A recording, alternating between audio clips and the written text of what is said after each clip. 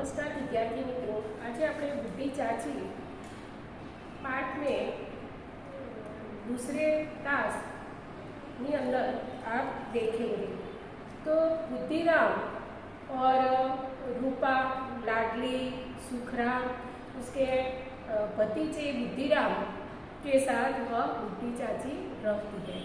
तो उन्होंने बुद्धिराम की पत्नी रूपा इस समय कार्यभार से उसने परेशान हो रही है कि कार्यभार के कारण वह परेशान हैरान हो रही थी।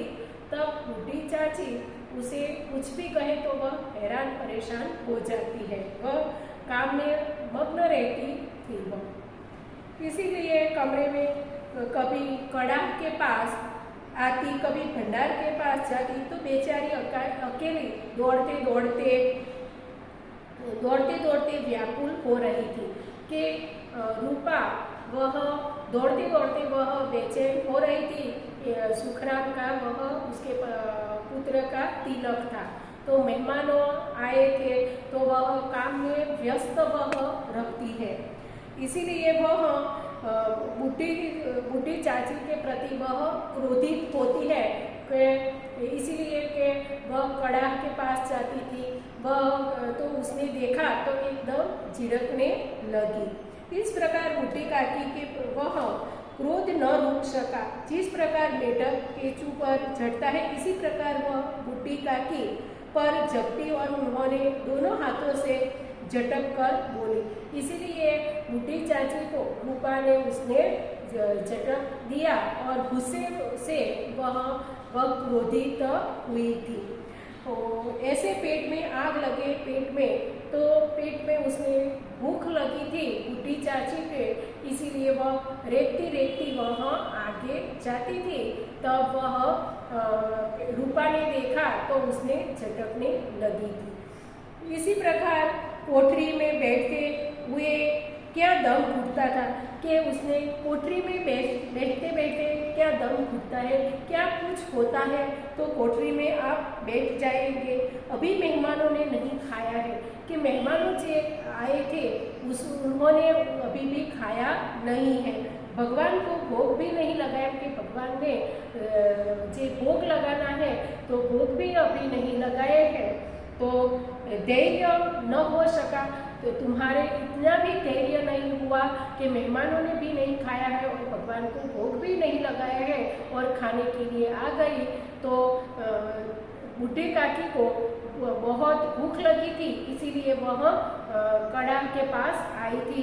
तो वह देखकर वह गुस्से में आ गई। बुढ़ी काकी ने सिर उठाया, न रोई बोली।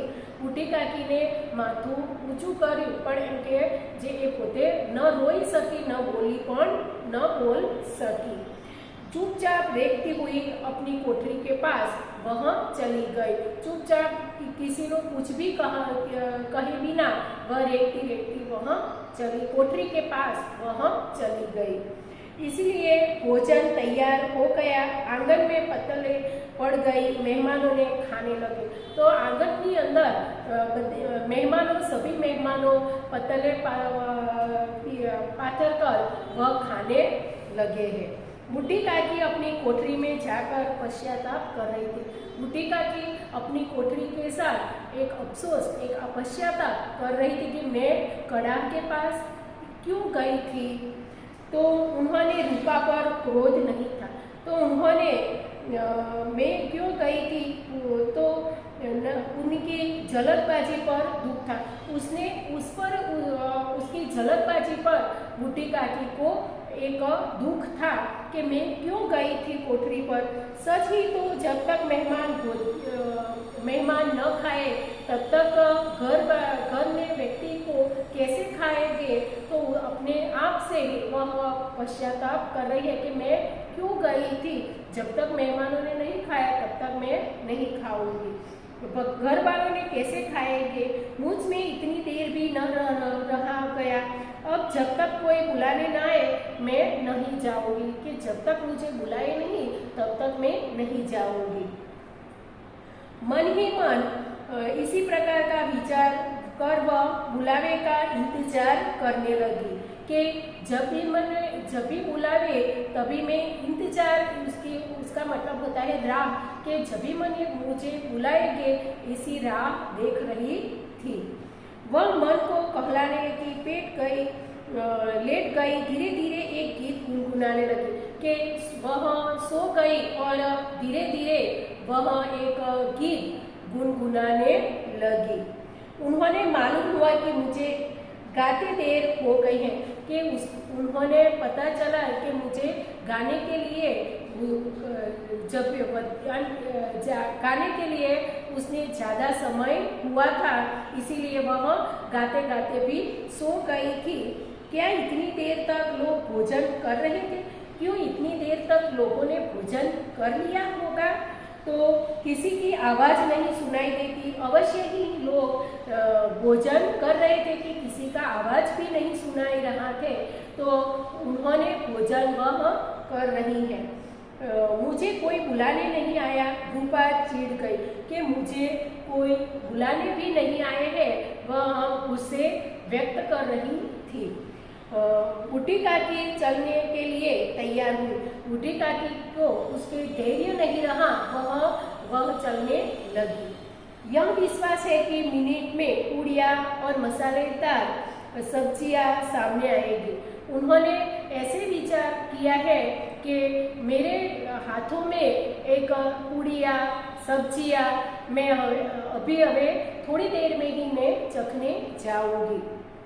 उनकी स्वादेंद्रियों गुदगुदाने लगी थी। उनकी स्वादेंद्रियों वह एक आनंद में हो गई कि अभी खाने के लिए मिलेंगे।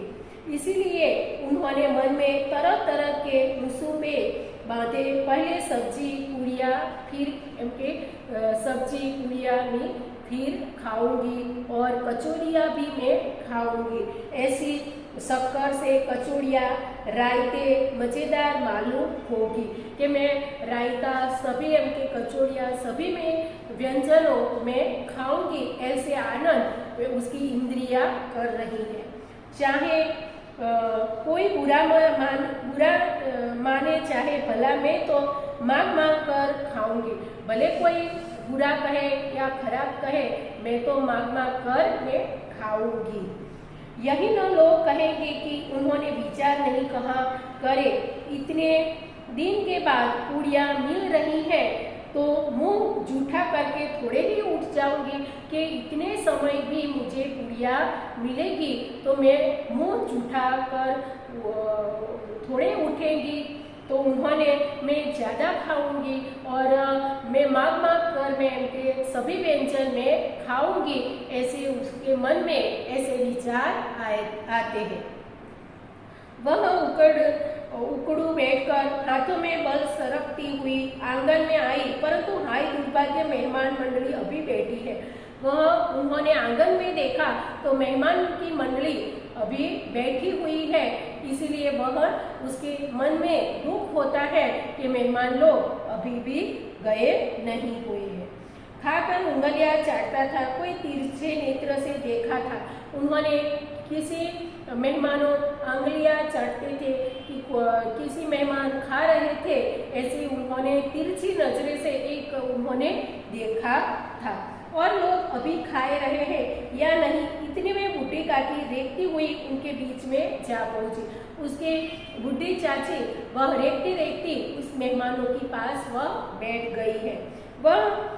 उन्होंने पंडित बुद्धिराम काकी को देखते ही क्रोध से तिलमिला गए थे। तो बुद्धिराम और उनकी पत्नी उन्होंने देखा तो वह क्रोधित वह हुए थे। लपटकर उन्होंने काकी के दोनों हाथ पकड़े और उसे घसीटते हुए लाकर उन्होंने अंधेरी कोठरी में दम से पटक दिया। तो उन्होंने अंधेरी कोठरी में उन्होंने पटक दिया था और वह रोने लगी बुढ़ी चाची कि उसकी पत्नी बुद्धिराम की पत्नी ने रूपा से उन्होंने एकदम झटका दिया और उसने पटक दिया और कोठरी के पास वह पड़ी रही। मेहमानों ने भोजन किया, घर वालों ने भी भोजन किया। बाजे वाले धोबी नाई भी उन्होंने भी भोजन किया, परंतु बुढ़ी काकी को किसी ने पूछा भी नहीं था। सभी लोगों ने तिलक के लिए सभी मेहमान आए थे तो सभी लोगों ने उन्होंने भोजन किए, लेकिन बुढ़ी काकी ने उन्होंने किसी ने नहीं पूछा। बुद्धिराम और रूपा दोनों ही बुढ़ी काकी के उनकी निर्लज्जता के लिए दंड देने का निश्चय कर चुके थे। उन्होंने उसकी भूल के लिए उन्होंने दंड देने का निश्चय कर लिया था। उनके बुढ़ापे पर दीनता पर किसी को करुणा न आई कि बुढ़ापा पर वृद्ध प्रत्ये उन्होंने किसी को करुणा का मतलब होता है दया, तो किसी के मन में उनके प्रति दया नहीं आई थी। अकेली लाडली उनके लिए परेशान हो रही थी। बुद्धिराम की पुत्री वह लाडली वह परेशान रही थी। उन्होंने एक दया करुणा उसके प्रति बुढ़ी काकी के प्रति थी। लाडली को काकी से अत्यंत प्रेम था। लाडली ने बुढ़ी काकी के प्रति अत्यंत प्रेम था। दूसरे किसी भी व्यक्ति के बुढ़ी काकी के प्रति उन्होंने प्रेम नहीं था। वह झुंझला रही थी कि लोग काकी को बहुत सी पुड़िया क्यों नहीं दे देते, कि वह बुढ़ी काकी को ज़्यादा पुड़िया क्यों नहीं देते हैं। मेहमान सब खा जाएंगे, कि मेहमान सबके सब खा जाएंगे, लेकिन बुढ़ी काकी को क्यों पूड़ियाँ नहीं दी, ऐसी चिंता वह लाडली कर रही थी। और यदि काकी ने मेहमानों के पहले खा लिया क्यों बिगड़ जाएगा। उन्होंने मेहमानों के पहले जो खा लिया तो उसमें क्या बिगड़ जाएगा, ऐसी चिंता वह लाडली कर रही थी। काकी के पास जाकर उन्होंने धैर्य देना चाहती थी।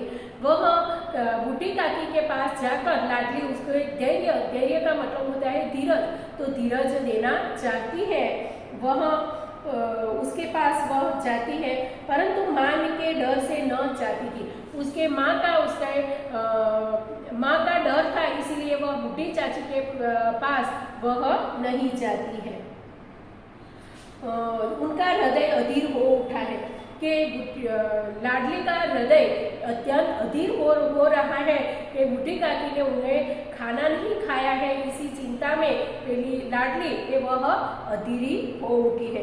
बुढ़ी काकी मेरी बात सुनते ही उठ बैठेगी, पुड़िया देकर कैसी प्रसन्न होगी।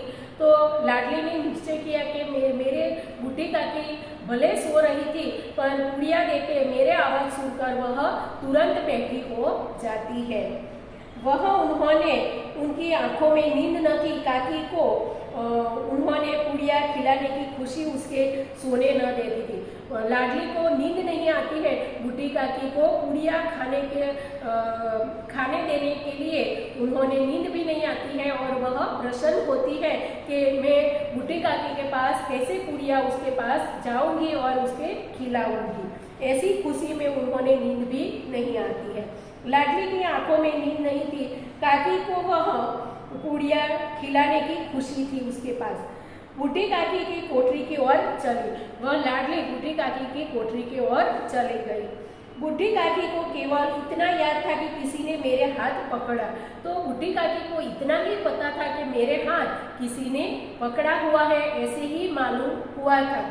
तो उन्होंने फिर ऐसा मालूम हुआ कि जैसे कोई पहाड़ पर उड़ाए लिए जाते हैं, उनके पैर बार बार पत्थरों से टकराए, तब किसी ने उन्होंने पहाड़ पर दे पटका, वे मूर्छित हुई।